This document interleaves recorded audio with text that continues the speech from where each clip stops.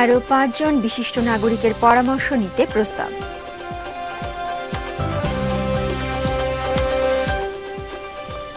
যৌতুক চেয়ে আত্মহত্যায় প্ররোচিত করলে ১৪ বছরের কারাদণ্ড। খালেদা জিয়ার আত্মপক্ষ সমর্থনের শুনানি ২ ফেব্রুয়ারি।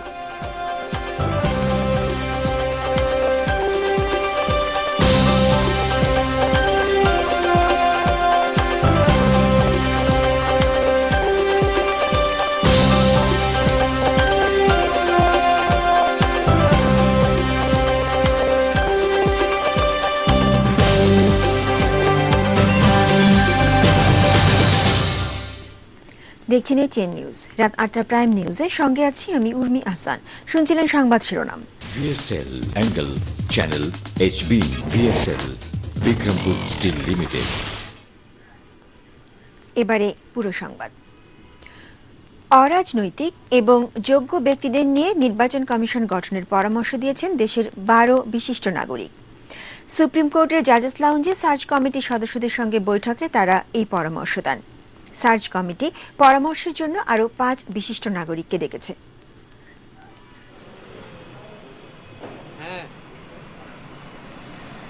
সার্চ কমিটির সদস্যরা প্রথম বৈঠক করেন গত শনিবার। সেই বৈঠক থেকে দেশের ১২ বিশিষ্ট নাগরিককে পরামর্শের জন্য আমন্ত্রণ জানানো হয়। সেই আমন্ত্রণে সাড়া দিয়ে সোমবার বিকেলে সার্চ কমিটির সঙ্গে বৈঠকে বসেন তারা। প্রায় ২ ঘণ্টাব্যাপী চলে এই বৈঠক। বৈঠকে নির্বাচন কমিশন গঠনের লক্ষ্যে কেউ কেউ লিখিত প্রস্তাবনা দিয়েছেন। এটা তো আর খুব একটা যে ভীষণভাবে গবেষণা করে বার করতে হবে তা নয়। প্রত্যেকেই আমরা জানি যে আমরা নির্বাচন কমিশনে এমন ব্যক্তি দেখতে চাই যারা এই নির্বাচন কমিশনটার মাধ্যমে একটা সুষ্ঠু নির্বাচন দিতে পারবেন জাতিকে, তাই তো? তো সেখানে সৎ, যোগ্য, উপযুক্ত যারা মনে করবেন যে এই দায়িত্বটা তাদের একটা নৈতিক দায়িত্ব রয়েছে, এখানে কোনো সুযোগ সুবিধার ব্যাপার না, এগুলি করবেন আস্তে আস্তে আস্থা অর্জনে সক্ষম। দ্বিতীয় হচ্ছে যে এমন লোককে বাছাই করা উচিত যারা ওই পদের যোগ্যতা সম্পন্ন। আপনি ওই নিম্ন যোগ্যতার লোককে যদি দেন, তারা এটাকে একটা প্রিভিলেজ বলে মনে করে এবং এইটা আপনার এক্সপ্লয়েটেড হওয়ার সুযোগ থাকে। সেই জন্য আমাদের মোটামুটি আমরা এই 2টা ক্রাইটেরিয়ার কথা বলেছি, যে নো পলিটিক্যাল অ্যাক্টিভিস্ট অ্যাফিলিয়েশন আর আপনার রাইট পিপল। আরও বলা হয়েছে যে they must be straightforward, courageous, এবং যে সমস্ত আইন ইত্যাদি করা হয়েছে এইগুলি তারা কঠোরভাবে বাস্তবায়ন। দেশের 12 এই বিশিষ্ট নাগরিকের বাইরেও পরামর্শের জন্য ডেইলি স্টার সম্পাদক মাহফুজ আনাম, সমকাল সম্পাদক গোলাম সরোয়ার সহ আরও ৫ জনকে আমন্ত্রণ জানিয়েছে সার্চ কমিটি। এই ইলেকশন কমিশনের কমিশনার এবং প্রধান নির্বাচন কমিশনার বাছাইয়ের ক্ষেত্রে কি ক্রাইটেরিয়া হতে পারে সে ব্যাপারে মূল্যবান পরামর্শ দিয়েছেন, সেগুলো আমরা রেকর্ড করেছি এবং আগামী ১ তারিখ বেলা ১১টায় আরও বিশিষ্ট ৫ জন ব্যক্তির সাথে এই বৈঠক হবে। তাদের একজন হলেন প্রাক্তন প্রধান নির্বাচন কমিশনার জনাব মোহাম্মদ আবু হেনা, তারপরে ব্যারিস্টার রুকনুদ্দিন মাহমুদ, জনাব গোলাম সরোয়ার সম্পাদক, জনাব মাহফুজ আনাম সম্পাদক, মেজর জেনারেল আব্দুর রশিদ নিরাপত্তা বিশ্লেষক, এই ৫ জন। ওনাদের আপনার সবাই।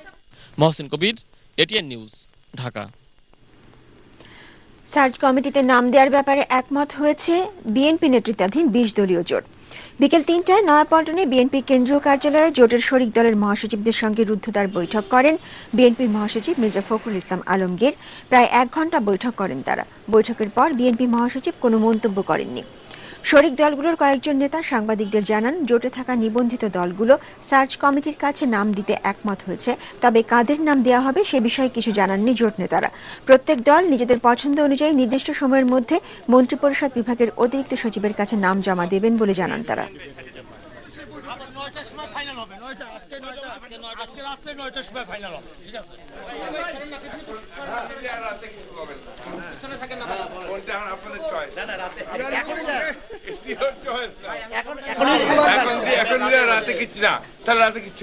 সেক্রেটারি সাহেব বলেছেন যে আপনারা আপনাদের পছন্দ মতো নামগুলো আপনারা সাবমিট করেন। নাম পাঠানোর ব্যাপারে আমরা সবাই ঐক্যমত্যে পৌঁছেছি, যার যার নাম সে দিবে। এই মুহূর্তে গুলশানে বিএনপি চেয়ারপারসনের গুলশান কার্যালয়ে আছেন সহকর্মী জাবেদ আক্তার। সরাসরি যোগ দিচ্ছি তার সঙ্গে। জাবেদ, নাম প্রস্তাবের ব্যাপারে তো সিদ্ধান্ত নিয়েছে দলটি, তো কাদের নাম প্রস্তাব করা হতে পারে সে ব্যাপারে কিছু জানতে পেরেছেন আপনি?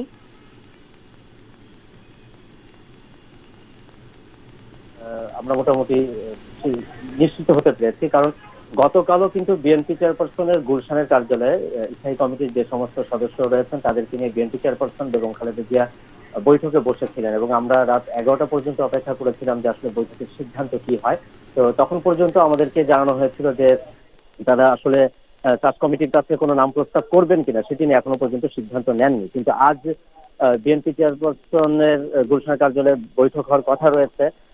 যদিও আমাদেরকে বলা হয়েছিল যে শুধুমাত্র স্থায়ী কমিটির যে সমস্ত সদস্য তাদেরকে নিয়ে বিএনপি চেয়ারপারসন আজ আবার বৈঠকে বসবেন, কারণ আগামীকাল মঙ্গলবার বেলা 11টার মধ্যেই মন্ত্রিপরিষদ বিভাগের অতিরিক্ত সচিব তার কাছে আসলে এই নামটি পৌঁছানোর কথা রয়েছে। অর্থাৎ 5টি করে যে নাম সার্চ কমিটির পক্ষ থেকে বিভিন্ন রাজনৈতিক দলের কাছে চাওয়া হয়েছে, তো সেটির আসলে খুব বেশি সময় নেই। সেই প্রেক্ষাপটে বৈঠকটি হওয়ার কথা ছিল আসলে 8টার সময় বৈঠকটি বসার কথা ছিল, কিন্তু বিএনপি চেয়ারপারসন বেগম খালেদা জিয়া এখনো তার যে গুলশানের রাজনৈতিক কার্যালয় সেখানে এখনো এসে উপস্থিত হয়নি। কিন্তু আমরা এর মধ্যে অন্যান্য যে শরিক দল অর্থাৎ বিজেপি চেয়ারম্যান আন্দালিব রহমান পার্থ এবং ডাক্তার শফিল আলম প্রধান, এই দুইজনকে এখন পর্যন্ত আমরা আসতে দেখেছি।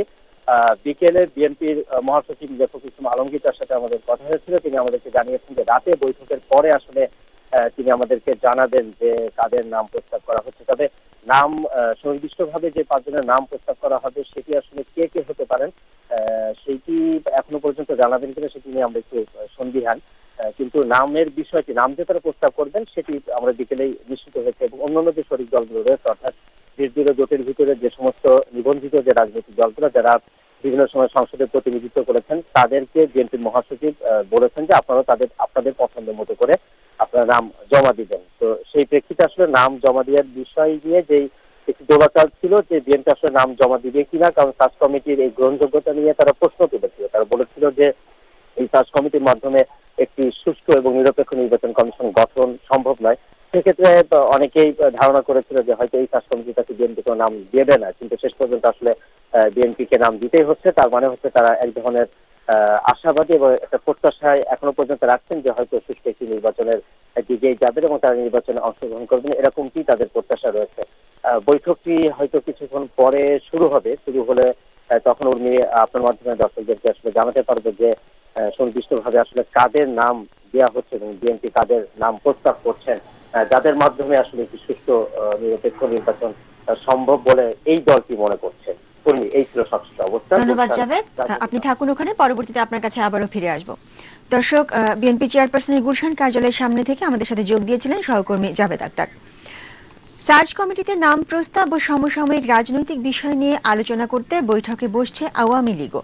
আজ রাত 8টায় আওয়ামী লীগের কার্যনির্বাহী কমিটি ও উপদেষ্টা পরিষদের যৌথ সভা আওয়ামী লীগ সভাপতি শেখ হাসিনার সরকারি বাসভবন গণভবন অনুষ্ঠিত হবে। এতে সভাপতিত্ব করবেন প্রধানমন্ত্রী ও দলের প্রধান শেখ হাসিনা। রোববার আওয়ামী লীগের দপ্তর সম্পাদক আব্দুস সোবহান গোলাপের সই করা এক সংবাদ বিজ্ঞপ্তিতে এই তথ্য জানানো হয়। নির্বাচন কমিশন গঠনে রাজনৈতিক দলগুলোর কাছে 5 জন করে নিরপেক্ষ ও গ্রহণযোগ্য ব্যক্তির নাম চেয়েছে সার্চ কমিটি। রাষ্ট্রপতির সঙ্গে সংলাপে অংশ নেওয়া 31 দলের কাছে নাম চেয়েছে সার্চ কমিটি। নতুন নির্বাচন কমিশন গঠনে শনিবার প্রথম বৈঠকে রাজনৈতিক দলগুলোর কাছে নাম চাওয়ার সিদ্ধান্ত নেয় সার্চ কমিটি।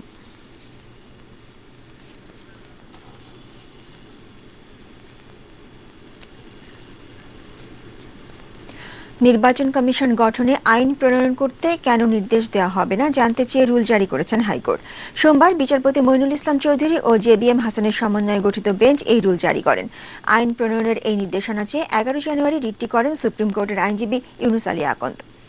মন্ত্রিপরিষদ, আইন, প্রধান নির্বাচন কমিশনার ও জাতীয় সংসদ সচিবালয়ের সচিবকে 4 সপ্তাহের মধ্যে রুলের জবাব দিতে বলা হয়েছে। মামলায় রাষ্ট্রপক্ষের শুনানিতে ছিলেন deputy attorney general Motahar Hossain Saju. সংবিধানে আইন প্রণয়নের নির্দেশনা থাকলেও 45 বছরে নির্বাচন কমিশন গঠনে কোনো আইন হয়নি বলে উল্লেখ করেন রিটকারী আইনজীবী ইউনুস আলী আকন্দ।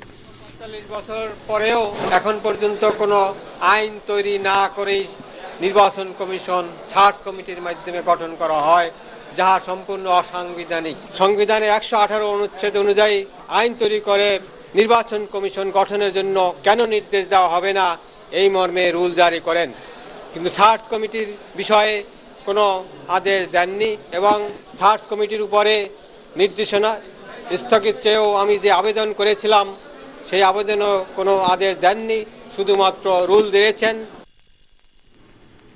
প্রায় 3 যুগ পর অপরাধের দণ্ড বাড়িয়ে যৌতুক নিরোধ আইন 2017 এর খসড়ায় নীতিগত অনুমোদন দিয়েছে মন্ত্রিসভা। এছাড়া সরকারি ও বেসরকারি ব্যবস্থাপনায় খরচ বাড়িয়ে 2017 সালের হজ প্যাকেজ অনুমোদন দেওয়া হয়েছে। সোমবার সচিবালয়ে প্রধানমন্ত্রী শেখ হাসিনার সভাপতিত্বে মন্ত্রিসভার নিয়মিত বৈঠকে এই অনুমোদন দেওয়া হয়। যৌতুকের কারণে দেশের প্রায় অর্ধেক বিবাহিত নারী শারীরিক অথবা মানসিক নির্যাতনের শিকার হন। ইউএনডিপি পরিচালিত সাম্প্রতিক এক গবেষণায় এমন চিত্রই উঠে এসেছে। তাই তো যৌতুক আইন আরো কঠোর করতে প্রায় 36 বছরের পুরনো যৌতুক প্রতিরোধ আইন হালনাগাদের উদ্যোগ নেয় সরকার। এরই অংশ হিসেবে সোমবার সচিবালয়ের যৌতুক নিরোধ আইন 2017 এর খসড়া নীতিগতভাবে অনুমোদন করেছে মন্ত্রিসভা।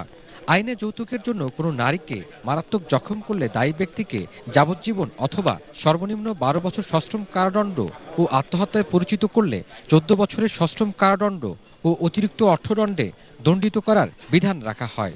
এছাড়া এই আইনে আসামির 1 থেকে 5 বছরের জেল এবং সর্বনিম্ন 50,000 টাকা জরিমানা করতে পারবেন আদালত। তবে অভিযোগ মিথ্যা প্রমাণিত হলে অভিযোগকারীর 1 বছরের কারাদণ্ড ও 50,000 টাকা জরিমানা বা উভয় দণ্ড হতে পারে। যৌতুকের জন্য কাউকে প্ররোচিত করা হয় বা অঙ্গহানি ঘটায় তার জন্য শাস্তি একটু কঠোর শাস্তির প্রস্তাব করা হয়েছে 7 নম্বর ধারায়। এখানে বলা হয়েছে যে আত্মহত্যার প্ররোচনা করার জন্য 14 বছর সশ্রম কারাদণ্ডে দণ্ডনীয় হইবেন এবং উক্ত দণ্ডের অতিরিক্ত অর্থদণ্ডও দণ্ডিত হইবেন। অন্যদিকে সরকারি ব্যবস্থাপনায় হজে যাওয়ার খরচ গত বছরের তুলনায় 14 থেকে 21,000 টাকা বাড়িয়ে হজ প্যাকেজ 2017 এর খসড়ায় অনুমোদন দিয়েছে মন্ত্রিসভা। এতে সরকারি ব্যবস্থাপনায় হজে যেতে খরচ পড়বে প্যাকেজ 1 এর আওতায় 3,21,508 টাকা ও প্যাকেজ 2 এর আওতায় 3,19,355 টাকা। আর বেসরকারি ব্যবস্থাপনায় 1,096 টাকা খরচ বাড়িয়ে করা হয়েছে 1,56,537 টাকা। আপনারা যদি ইনফ্লেশন রেটের সাথে মিলান তার চাইতে বেশি। ওই সৌদি রিয়ালের দাম বেড়ে গেছে, সে তারপর ডলারের দাম বেড়ে গেছে, সেই বাড়ি ভাড়াও একটু বেড়েছে, সব মিলিয়ে কিন্তু অনেক বেড়ে গেছে। ইসাক নয়ন, এটিএন নিউজ, ঢাকা। বিচার বিভাগ রাষ্ট্রের সবচেয়ে অবহেলিত খাত বলে মনে করেন প্রধান বিচারপতি এস.কে. সিনহা। সোমবার কেরানীগঞ্জে ঢাকা কেন্দ্রীয় কারাগার পরিদর্শনের সময় প্রধান বিচারপতি অভিযোগ করেন, বিচার বিভাগ এখনও ডিজিটালাইজড হয়নি, তাই বন্দীদের মামলা জট খুলতে দিনের পর দিন সময় লাগছে। প্রথমবারের মতো কোনো প্রধান বিচারপতি ঢাকা কেন্দ্রীয় কারাগার পরিদর্শনে এলেন। সকালে কেরানীগঞ্জে নবনির্মিত কারাগারে পৌঁছলে তাকে ফুল দিয়ে বরণ করে নেন কারা কর্মকর্তারা। এ সময় তাকে গার্ড অব অনার দেওয়া হয়। পরে প্রধান বিচারপতিকে কারাগারের বিভিন্ন সমস্যার কথা তুলে ধরেন কারা মহাপরিদর্শক। 8,000 বন্দীর জন্য প্রতিদিন রান্নার কাজে প্রায় 4 টন লাকড় প্রয়োজন, এবং এই 4 টন লাকড় রাখার জন্য ভিতরে কোনো গোডাউনও করা হয়নি। এখন প্রতিদিন 4 টন লাকড় নিয়ে ওখানে যখন রাখা হয়, বন্দীরা যদি কোনো সময় উচ্ছৃঙ্খল পরিস্থিতির সৃষ্টি করতে চায় তাহলে যে কোনো সময় সেই লাকড়গুলোকে তারা অস্ত্র হিসেবে ব্যবহার করতে পারে। এ সময় প্রধান বিচারপতি বলেন, বন্দী আনা নেয়ার সমস্যা ও নিরাপত্তার কথা মাথায় রেখে ম্যাজিস্ট্রেট কোর্ট কেরানীগঞ্জে স্থানান্তর করা প্রয়োজন, কিন্তু অজ্ঞাত কারণে সেটি হচ্ছে না। কোর্ট আওয়ার্স যেটা 9:30টার সময় কোর্ট, কিন্তু এইগুলা যেতে যেতে গিয়া এত ক্রাউডি জায়গা 11টা 12টা 1টা 2টা বেজে যায়। ওদেরকে হাজিরা দিয়া এইগুলা আবার নিয়ে আসতে সন্ধ্যা হয়ে যায়। সন্ধ্যার আগে জেল ক্লোজ করতে হয়। কর্তৃপক্ষের কাছে আবার বলবো, যাতে ম্যাজিস্ট্রেসি কোর্ট এখানে যদি নিয়ে আসা হয় তাহলে সরকারের সাশ্রয় হবে, টাকা পয়সার, গাড়ির সংকুলান হবে। কারাগার থেকে বেরিয়ে বন্দীরা যেন পরিচ্ছন্ন জীবনযাপন করতে পারে সেজন্য তাদের সংশোধন করতে হবে। এজন্য প্রধান বিচারপতি বন্দীদের জন্য 1 লাখ টাকার বই উপহার দেন। সবচেয়ে বিচার বিভাগটা হলো রাষ্ট্রের নেগলেক্টেড সেক্টর। ডিজিটালাইজেশন পদ্ধতি আমরা এখনো করতে পারিনি। আমাদের রেজিস্ট্রিগুলা ম্যানুয়ালি রেকর্ড করা হয়। পরে 2 ঘন্টারও বেশি সময় কারাগারে থাকা বন্দীদের সঙ্গে বিভিন্ন বিষয় সম্পর্কে কথা বলেন প্রধান বিচারপতি। বন্দীদের সঙ্গে কথা বলে কারাগারের পরিবেশ সম্পর্কে সন্তোষ প্রকাশ করেন তিনি। এখানে সার্বিক অবস্থা অত্যন্ত ভালো। জেলের নির্মাণ কাজ এখনো সম্প্রসারিত হচ্ছে, এটা হলে আরো সুন্দর হবে।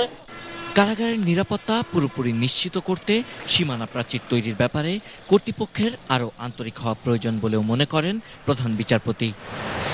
Sabbir Ahmed, ATN news, Keraniganj.